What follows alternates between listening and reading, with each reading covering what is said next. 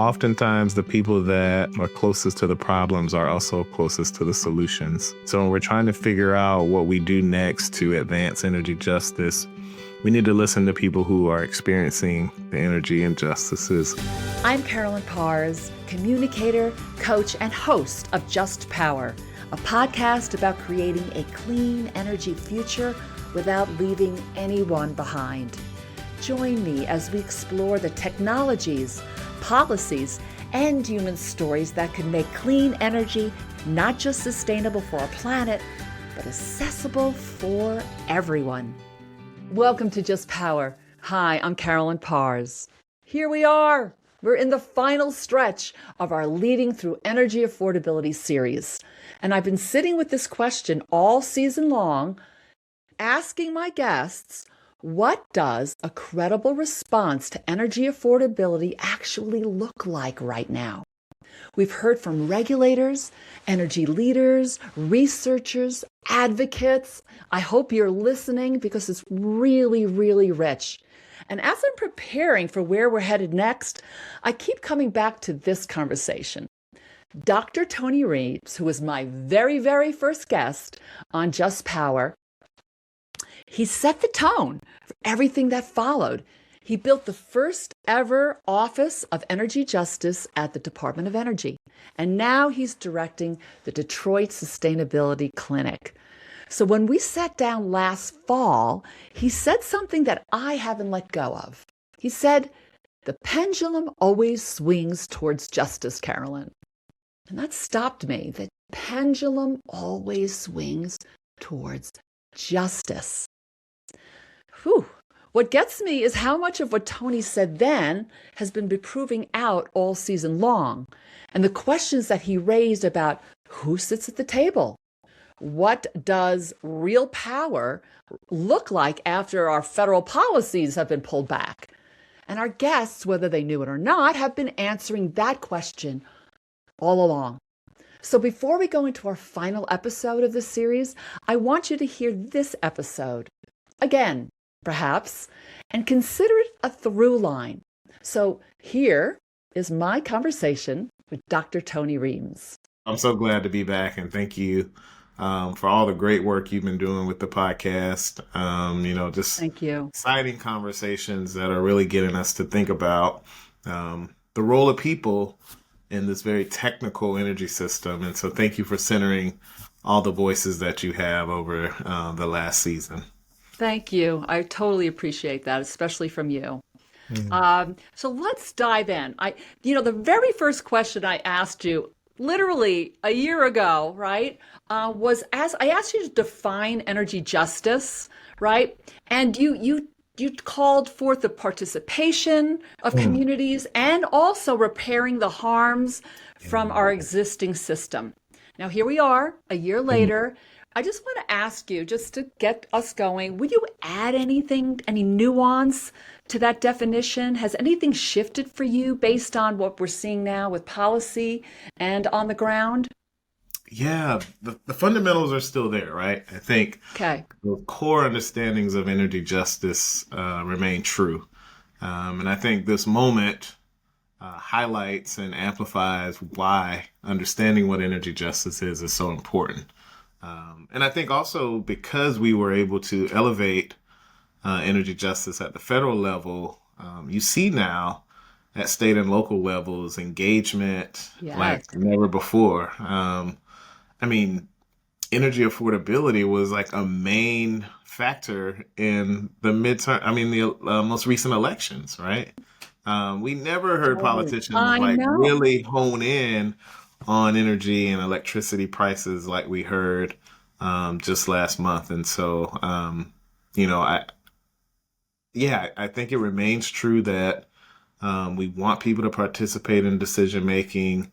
We want people to have equitable access to this transition, to clean energy, to new technology. But those harms are still there, right? And we see as the new technology rolls out that communities are still disproportionately impacted by decision making. And so that participation, it comes back to that. How are people engaged in the process? and what benefits they get from this transition. And so that might be the one thing that I add to it, in addition to the participation, is that people are actually getting benefits, right? Yes, it's kind of like baked in from the beginning, Yes. right? Yeah, yeah, yeah. Yeah. So, so would you call this a turning point, perhaps, where energy justice really becomes it's grassroots, it's state-led versus this Yeah, federal policy where we saw a big equity framework that was built on, on a political foundation and yeah, dismantled yeah. overnight, right? Yeah. Wow. I think I have a longitudinal perspective on energy justice. And so Okay. I often tell people I kind of bookend my work from these crises points, right? So initially understanding how we begin to address equity issues in the energy space came out of the energy crisis in the 1970s. And this was where we began to see these disproportionate impacts of, at that time, it was both fuel oil for heating homes and gasoline, right? So in lower income Right. communities, communities of color, those prices were much higher than they were in wealthier, wider communities. There was less access in poor communities of color. And so you saw state and local action on that then grew up into the federal level where we had programs like LIHEAP and weatherization being created, right? And so we can learn from that period, and I think we did, right? We saw very similar instances during the economic recession, 08, 09, when President Obama and Democratic Congress passed the American Recovery and Reinvestment Act, using those federal programs to then address energy access and affordability issues at the local level. Kind of went away after that funding went away. Still a lot of action state and locally. Mhm. But then we had the climate crisis when we came in with the Biden administration. And again, trying to use the levers at the federal government to support state and local efforts. And so Yeah. we're in one of Much those the way low. it's supposed to work. We're in one of those lulls again, Mm-hmm. which means that the efforts of activists and community groups and state and local entities, kind of have to amplify and supplement the work, kind of build a case for the next policy window. I think that's a Okay. huge learning this time. I often talk to people about Project 2025 and sometimes people laughed about that document, but that was a true government proposal, right? Those were folks, the writers were Mm. people who knew government, who understood government. They cited the work that we were doing in the Biden administration as, like actual documents, like real citations, right? Right. Of things that they Right. needed, that they wanted to roll back or get rid of. And so Hmm. those who are pushing for energy justice, environmental justice, climate action, we have to do the same thing, right? The great thing about this country, hopefully, is that we do have these election cycles. Yes. And so, so we have to be ready with our Project 2028 or 2029, to either take the good things that we did in the Biden administration and amplify those and really think differently about what needs to change because some of the systems have been blown up. And so we have an opportunity to build that better like we originally wanted to do, but do that in earnest this time. So, Tony, if you had a moment to speak directly to the people in the positions that you once had, right? Federal employees, state energy officials who know that communities are being compromised right now. What is the uncomfortable message they need to hear from one of their own, like you? Wow. That is a really great question because I've not thought about what I would say to any new political appointees. So just for the listeners, I'll say that my deputy director for energy justice role no longer exists. So I wouldn't have that specific counterpart to talk to. And is the Energy Justice Department still? I know it was hanging on there. It wasn't active, but it's still there. So, this is a great update for folks. So, the Office of Energy Justice and Equity was a rebrand of the 1978 Office of Minority Economic Impact. And again, that was an office that came out of that energy crisis that I talked about. And so it was a recognition of price gouging in minority communities. And so the Department of Energy Congress created an office in the department to actually address that. And so that was our first kind of federal energy justice action, even though we weren't using that term back then. And so the office statutorily still exists.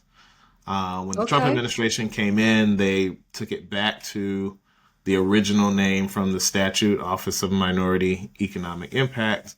However, most of the people that were hired to do the new Energy Justice 40 mandate work are no longer there. The office does manage the kind of civil rights and employee equal opportunity efforts of the department. And so it's my understanding that those folks are still around, with a few folks that do work on minority business and minority educational institution work. So back from the 70s, right? Back from the 70s, and so kind of the core element of folks that the office had. Although the research team, the Energy Justice Policy and Analysis team, is part of that 1978 statute. Not called that, but the office was supposed to have a research team. And so that's what we built out during the Biden administration. I would say if I were to speak to some of the political appointees that are in the current Department of Energy, I would say, take the words of your secretary to heart, right? There's a quote I often use when I cite Secretary Wright, the new energy secretary, that talks about when we, kind of unleash American energy, we bring about ingenuity and affordability. And I say, well, if you believe that, there's nothing more American energy than solar and wind. They still focus on geothermal, I guess, because it's drilling. So drill, baby, drill. That community aspect of energy, distributed energy that we were pushing so hard in the Biden administration, it did unlock American ingenuity. It did begin to bring energy prices down, right? Yeah, and so if you believe that, then you continue the work and you build on it. You don't roll back, right? Right. I tell people that, those of us who are clean energy advocates have to figure out a way to counter the argument that the sun doesn't always shine and the wind doesn't always blow. Right. So we need something clever. We need something more clever to say either about renewable energy, or we need a clever way to talk about fossil energy. Because again, it's not like you frack natural gas and it immediately turns into, kilowatts, right? And it takes 5 years to create a gas plant, right? So that's why I'm like, these arguments, they aren't necessarily based in fact. And we just have to continue to be truthful about the work that, we're trying to push and advocate for, show the research, but also then find, very plain ways to talk about some of this stuff. And that's a challenge, right? Because it's not easy, right? It's not like, it's not easy to explain, or, and it's not simple to explain. But the affordability challenge is very simple, right? And if we can show that renewable energy does bring costs down. Exactly. But then the tough part, Carolyn, and this is another reason I was kind of inspired by the most recent elections, was that people begin to think about the importance of our regulators like the Public Service Commission, right? Because even if we're bringing the cost to deliver energy down, these rate cases that are happening in every state, people still see their energy costs go up, right? And so if we look at the trends, energy has been increasing. The cost of energy has been increasing for decades. The cost to deliver that energy may be going down. The cost of certain technologies may be going down, but we haven't gotten the rate structures right to make energy affordable for everybody. And so I think that's a new frontier. I send kudos to my friends and colleagues down in Georgia who, really put the Public Service Commission like on people's radar. For many people who, probably skipped that part of the ballot many years, right? And so, and then in states where the commissioners are appointed, people are thinking about how they, reach out to their legislators, reach out to their governors to say like, hey, this is kind of the characteristics of people we want on the commission. So that's another frontier while we're kind of in this lull period of kind of local state action that people can take. I love that. I mean, your commissioners really count because they influence your utility incredibly, and that includes your rates. So putting them really on the radar, right? I've been there just because I'm in this game, but just an everyday person that just opens their bill and doesn't realize the impact that they can have by, you got a commissioner, right? That can, and commissioners are for them. They're for the ratepayer or the customer. So I love that. Thank you for that. What would you say to a CEO? Maybe it would be the same thing. What would you say to a CEO, right? Right now, if you can be like, maybe an off the record, what would you say to a CEO of a utility right now in this moment we're in energy? Yeah. I think CEOs of utilities need to remember they're providing a vital service, right? And what that means is that people should have continuous access to this vital service, right? And so their ultimate goal, in addition to, if they're investor-owned utility, I know they have a responsibility to their shareholders, right? But how do you put your customers on an equal playing field as your shareholders when you are providing such a vital service? Like, we can't do anything almost without access to energy, right? And so, in addition to profits, lives are on the line, right? So it's not, your decisions don't just impact the profits of the company. Your decisions are impacting people's lives. And it's life or death for some people when it comes to energy. And so I just think CEOs should also grapple with that. And I know, many of them probably do. And I've seen, CEOs talk about that. But that is I think that is an element that I would, love to have a real conversation with a utility CEO about, is like, how do you grapple with, these kind of what seem like very separate objectives, but they're totally aligned, right? Yeah. When I last season had Ben Shelton, right, on eSource on, and he had just come back from a conference, I think their conference, and they had a few CEOs or C-suite around a table, and the number one thing that they said and needed to do was listen to their communities more, right? I mean, which is what you're saying. Actually, it's sitting down with their communities and understanding the needs, right? Even in the design stages, like when you're going to put a substation up or create something, like right from the beginning, like baking that in. So I love that. That's what, to me, is incredible piece that I would love to see happen more instead of just going like kind of listening in on a listening circle and then continuing on in the process, but having impact. You think about, I think what's so unique about utilities is that, they have these defined territories, right? So like they have a constituent base that, often in most states have no other choice, right? And so the role those companies could have in communities. I think about like how when I grew up in South Carolina, we were a big textile community, and Burlington Industries, Reaves brother, these big textile industries where like everybody in the community worked. And you got your turkey and Thanksgiving. It like those were like company towns, or they were true, they were true community, neighbors or partners, right? And I think utilities have the opportunity to do that. I know a lot of them do it through their foundations, Yeah. but that doesn't touch everybody.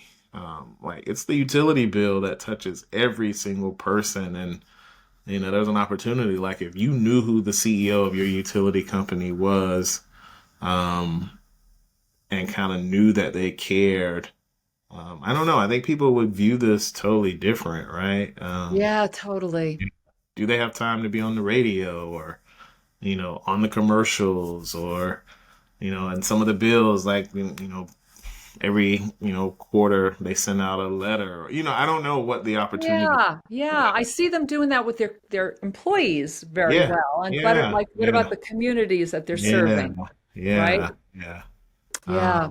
Because that's what I've been thinking about a lot, Carolyn, since the election. And I had a colleague of mine from Brown University come visit us here in Ann Arbor, Miles Lennon, that just wrote a book about solar and people's connection to solar, and how if we don't deploy solar right, we create some of the same kind of energy inequities that were created with our fossil Mhm. system. But like, how do we reconnect people with energy in a way that makes it really a part of people's lives, right? And so we're making decisions. We know the company. We have these feedback opportunities to say like, hey, there's this transformer in my yard, and the cover's falling off of, like, Right, like who knows? People don't know a lot of the infrastructure that's like right in their yards and in their neighborhoods.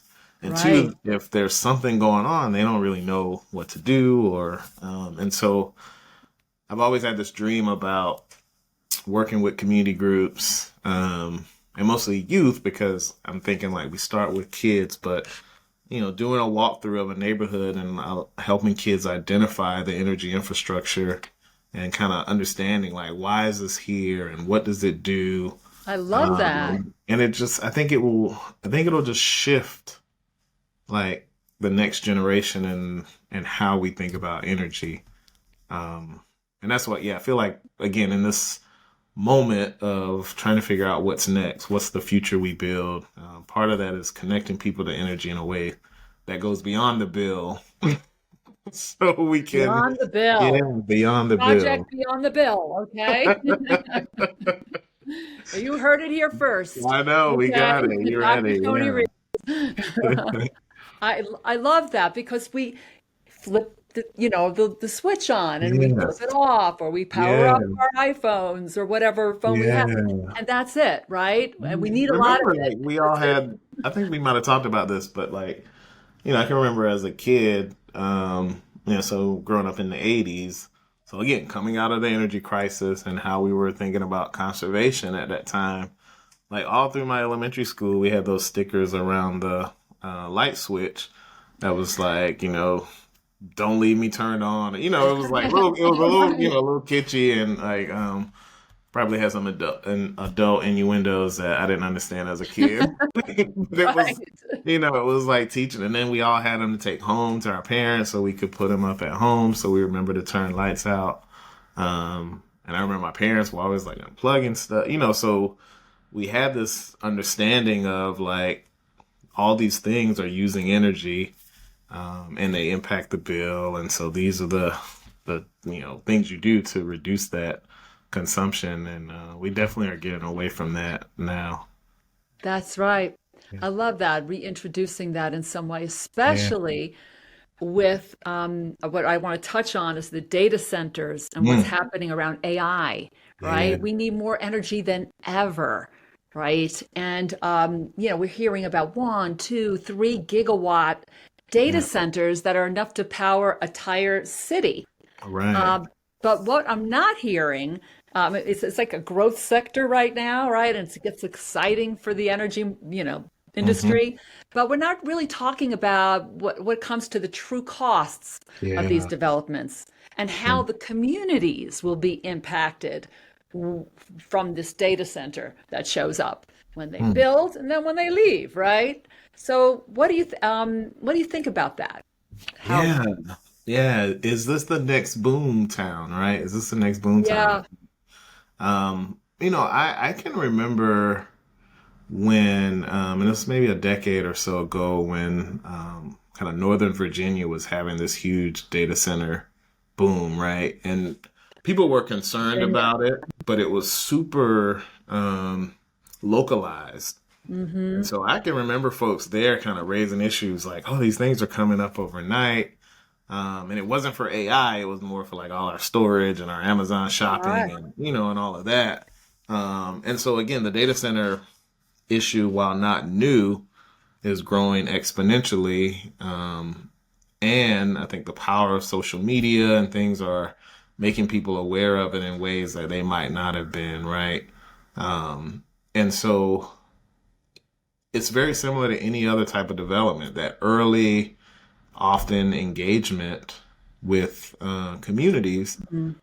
But they've been able to get, and they being, the developers of these data centers, to get sweetheart deals with Yeah. state and local governments, because we're in this kind of economic, challenged time that, some people see any type of development as good development, right? And that's, like you said, a growth industry right now. And so you can create some jobs, some taxes versus no, because most of them are getting tax breaks in the Yeah. places that they're locating. But so some taxes versus no new taxes is appealing to folks. But if we go back to how we started this conversation about the definition of energy justice, um, Hmm. that participation Yeah, in the decision making process, that's and right. the benefits, right? Like, you know, is justice being able to say no to something, or is justice being able to be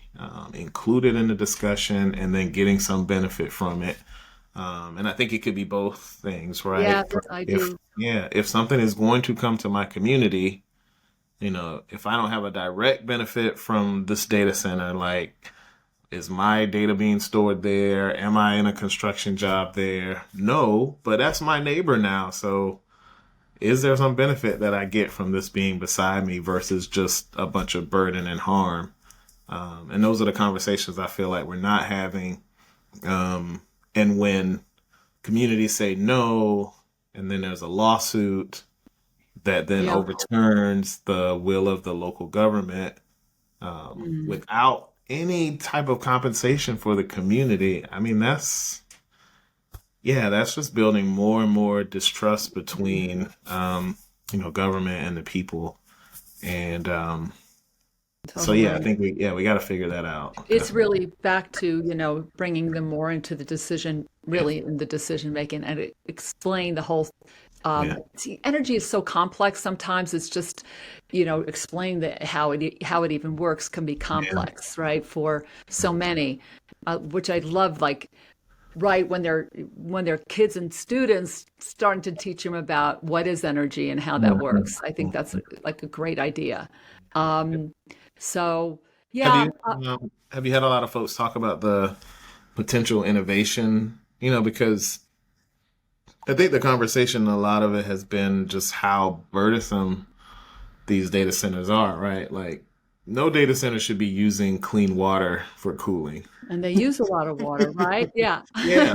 I mean, maybe Mm, they should be located near our wastewater treatment plants, and so they can use some of the wastewater to cool the data centers. No data center should be built without renewable energy, right? And batteries, right? I mean, so, like, I don't understand why these conversations are why they're growing so fast and, using um, resources that they don't have to. I guess that's Yeah, there's my, other ways to do this, right? yeah, I'm with you on that. So it's almost like we need a playbook on that, yeah, okay? yeah, How to do a data center yeah, well.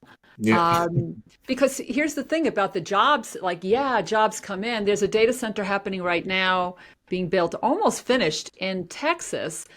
The town has 5,000 people in it, right? The amount of people that came in to create this data center is 5,000. mm, Okay. And after the data center gets built, there'll be about 400, I hear, that'll stick around to run it, right? So it's really yeah, less than yeah, 10%. yeah, So it has a little boom and bust feeling yeah, to me, right? And mhm, how does that impact the citizens that live there who are yeah, going to be there forever, right? yeah, So these are big questions. yeah, And it's up to local government, really, and their mayor, and to really push that. And I know they yeah, want to make the deal because economic development is good, right, but also is our conservation, all right, and our clean yeah. air and water and all sorts of things. So, Yeah. Yeah, and a lot of um, these small towns are, like I said, we have to understand the economic challenges for these small towns and the opportunities that they see, in this development. I often talk about how my environmental justice connection comes from my hometown, and I mentioned that it was a big textile community. But when yeah. they lost those Okay. jobs in the 90s, we brought in the state's Mm. largest landfill and the state's largest maximum security prison as kind of economic Okay. drivers, which are things that most people don't want in their community, right? And so when communities are stressed economically, they're Mm. often likely to, accept things that without a bunch of the guardrails around it that would protect Right. the community and their environment. So, Yeah. um, Thanks for pointing that out. Right. Um, all right. Going to go to Detroit now, right? Where your clinic is, sustainability clinic. And we talked about it a little bit last time, right?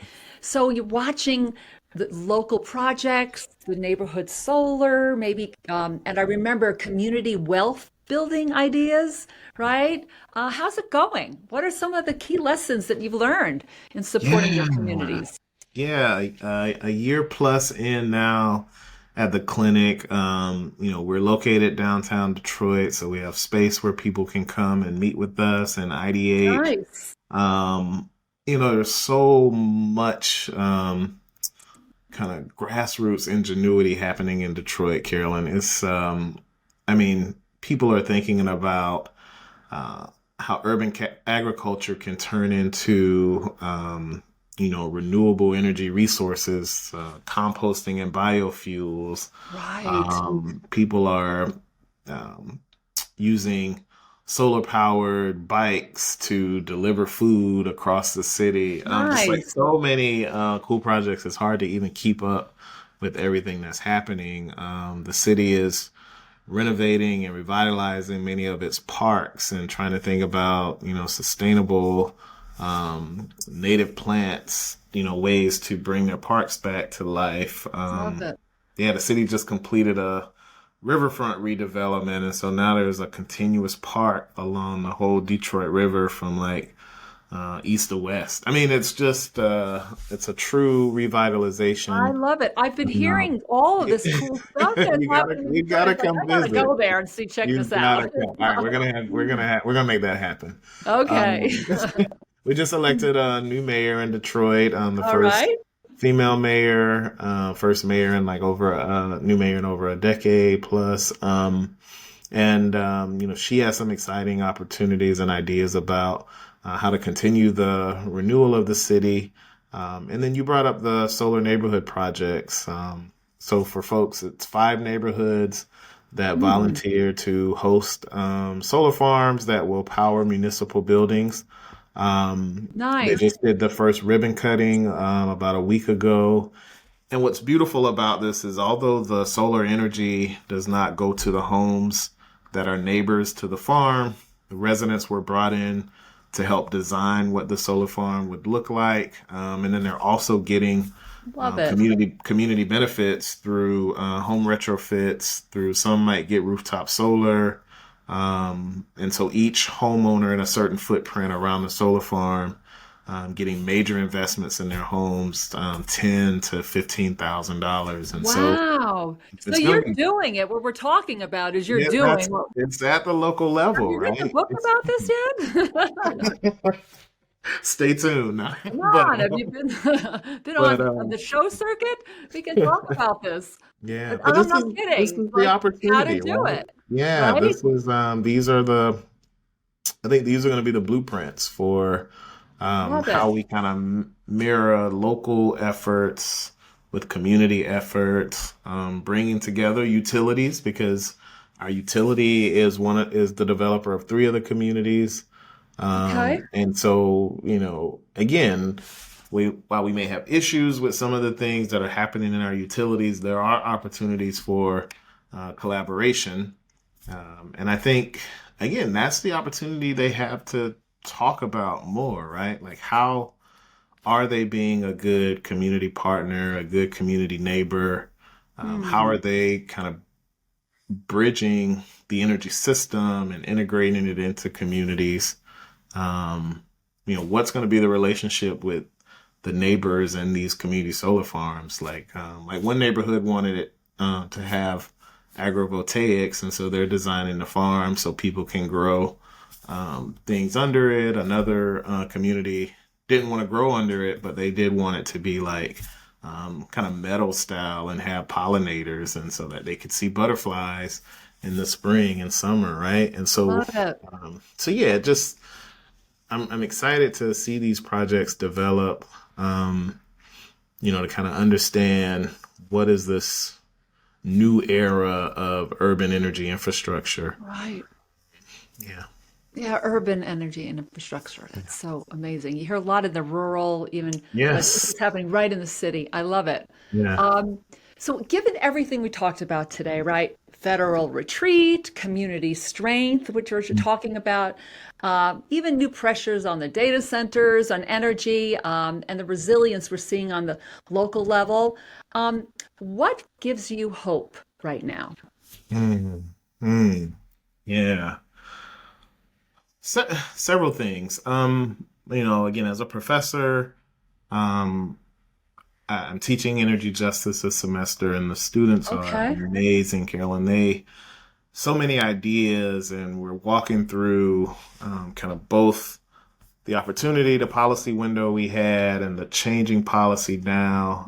And they're thinking about either being entrepreneurs, or some of them are still saying, like, there may be opportunities in the federal government, and how do we work from the inside? And, I love it. Or thinking about, new NGOs and nonprofits that, could support this work.